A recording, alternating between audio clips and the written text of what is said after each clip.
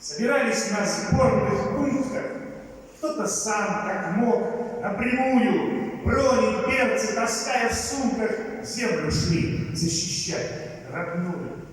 В доброватов срывая стаи, побеждая бардак стояли.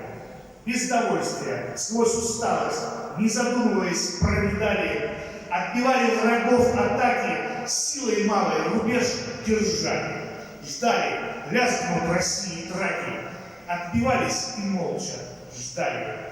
Хоронили братишек павших, слезы лили в стаканы с водкой, по окопам смертью пропавших, под обстрелом прямой наводкой, только ждали и не сдавались. Гибли молча, сжимая зубы, мужики из каленой стали, не сверкавшие на ютюбе. В это время страна визжала очень трудно, скрипя, упорно, накипь медленно, но счищала, открывая дыханию поры.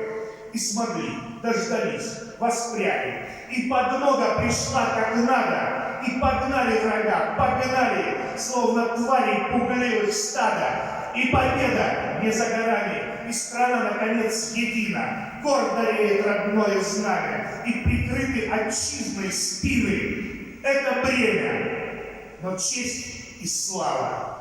Сам Господь это время кроет, а на том и стоит держава. Это бремя простых героев.